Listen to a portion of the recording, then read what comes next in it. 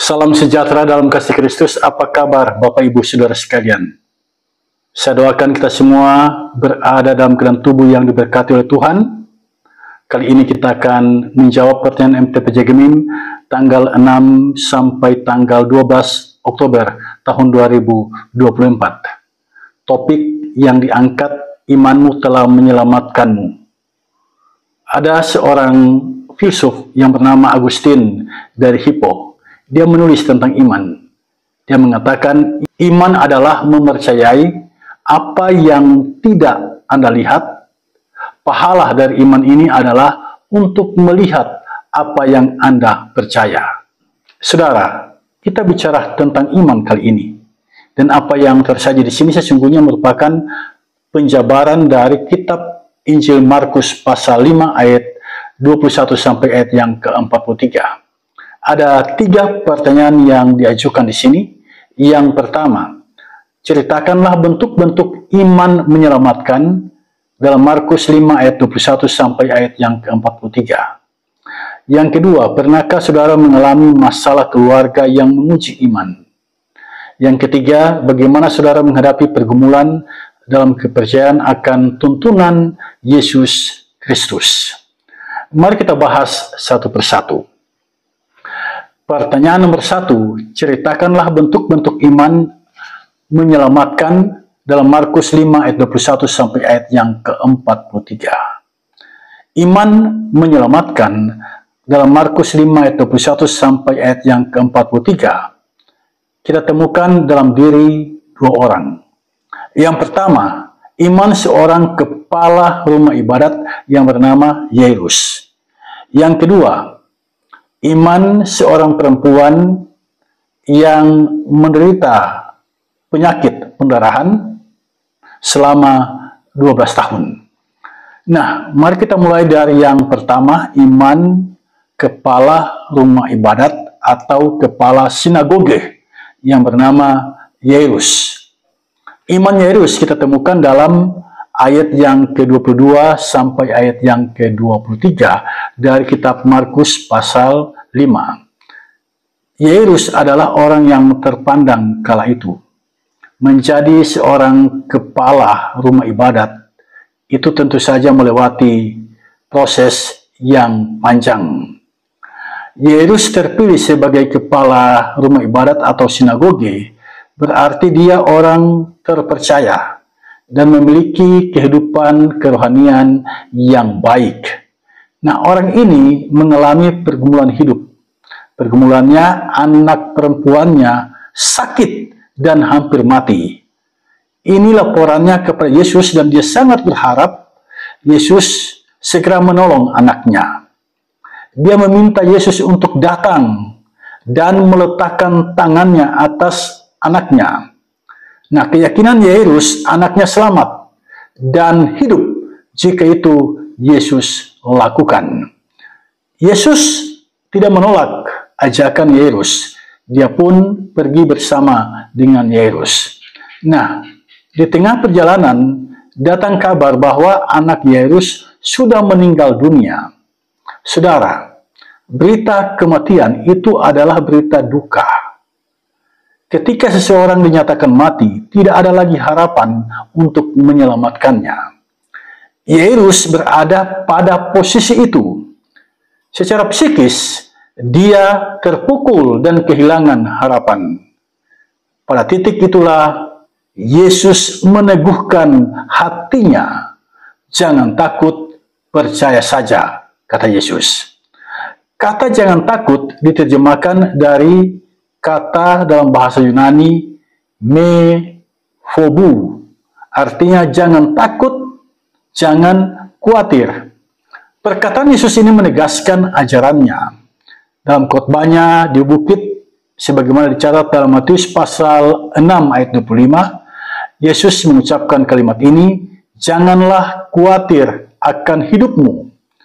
Jadi Yairus sedang dituntun oleh Yesus mengingat dan mengikuti ajarannya. Apapun yang terjadi, jangan khawatir karena ada Yesus yang berkuasa atas kehidupan manusia. Kalimat Yesus berikutnya adalah percaya saja.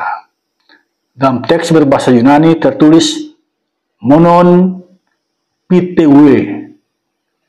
Kata pistewe berakar dari kata pistis, artinya harus yakin, harus percaya. Ini diucapkan oleh Yesus sebab orang-orang dari keluarga Yairus sudah pasrah bahwa Yesus tidak bisa berbuat apa-apa. Yesus tidak bisa membangkitkan anak Yairus yang telah meninggal dunia. Perkataan mereka terhadap Yairus bukannya menguatkan, meneguhkan iman Yairus, sebaliknya melemahkannya. Yesus memahami betul situasi dan kondisi ini. Yesus pun mengatakan dalam ayat yang ke-39 bahwa anak itu tidak mati tetapi tidur. Bahasa Yunaninya kateudei, dari kata kateudo, arti harfiahnya tertidur. Kata tertidur sesungguhnya Yesus gunakan untuk membangkitkan harapan orang-orang yang sedang ribut dan menangis. Dengan kata ini, Yesus menegaskan bahwa anak tersebut bisa bangun.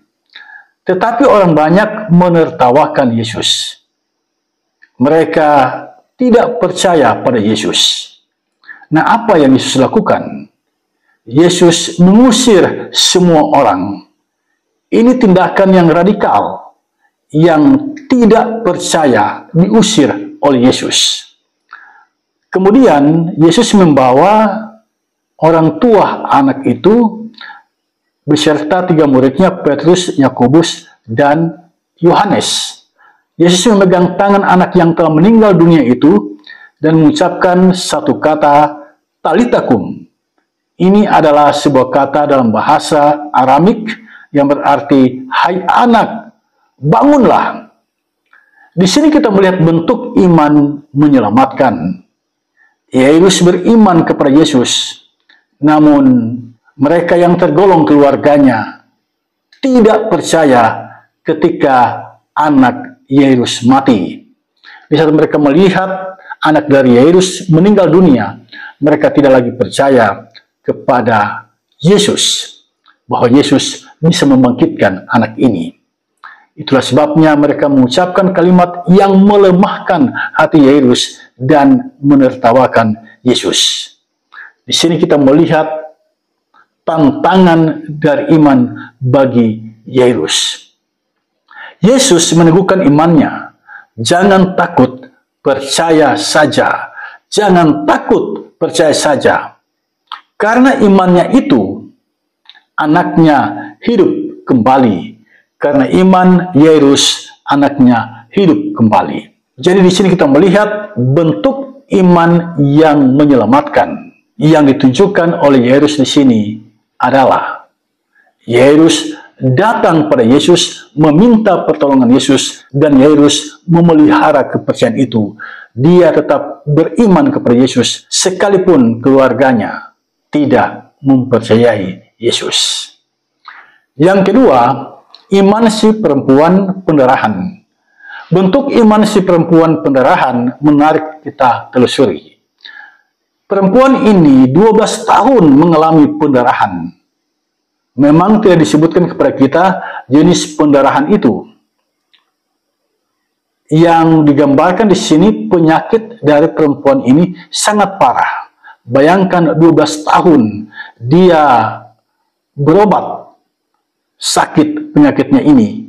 Dia mendatangi banyak tabib, berobat kepada para tabib, tapi uangnya habis dan kesehatannya semakin memburuk. Umumnya saudara sekalian, dalam situasi seperti yang dialami oleh perempuan ini, orang mengeluh, orang berada dalam kecemasan. Tetapi si perempuan ini, dia tidak mengeluh, dia tidak cemas. Dia segera pergi menjumpai Yesus, walaupun untuk mendekati Yesus itu tidak mudah, karena ada banyak orang yang berkerumun kala itu. Nah, perempuan ini mengemani, dia akan sembuh. Dia akan sembuh, walaupun hanya menjamah jubah Yesus. Ini keyakinan dari perempuan ini. Dan itu dilakukannya. Ajaib penyakitnya sembuh. Di sini kita melihat bentuk iman yang menyelamatkan. Si perempuan ini mengimani Yesus, mengimani kuasa Yesus, dan dia bertindak mendekati Yesus. Dan dia punya keyakinan hanya dengan menjamah jubah Yesus, penyakitnya pasti akan sembuh. Jadi perempuan ini mengajarkan kita tentang iman. Beriman berarti mempercayai kuasa Yesus, mendekat kepada Yesus, tidak putus asa, berpengharapan, dan meyakini sepenuh hati bahwa Yesus dapat melakukan yang terbaik untuk kehidupan kita. Intinya, perempuan ini percaya kepada kuasa Yesus. Dia yakin sembuh, walau hanya menjamah jubahnya.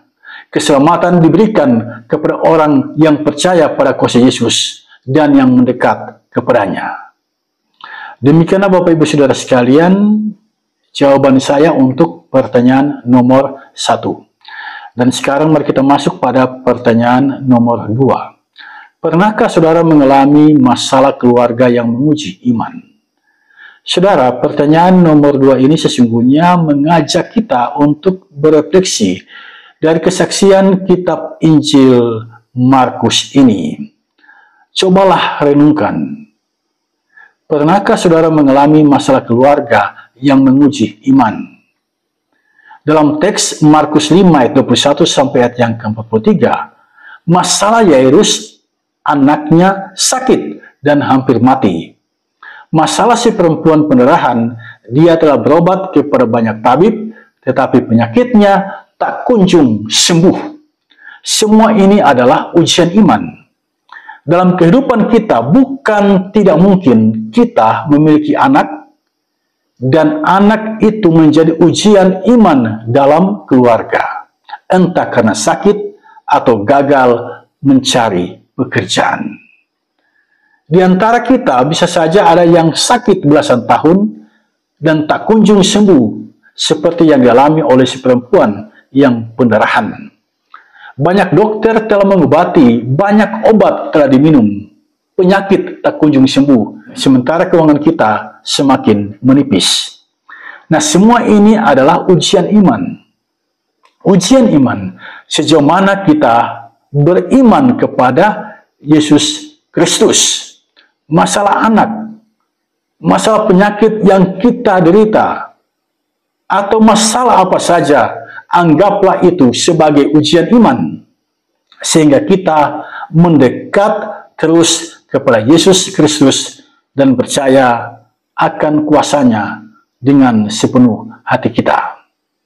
Itulah saudara sekalian jawaban saya untuk pertanyaan nomor 2. Bapak Ibu saudara sekalian dapat menambahkan contoh-contoh praktis dalam menjawab pertanyaan nomor 2 ini. Dan sekarang mari kita masuk pada pertanyaan yang terakhir, pertanyaan nomor 3. Bagaimana saudara menghadapi pergumulan dalam kepercayaan akan tuntunan Yesus Kristus?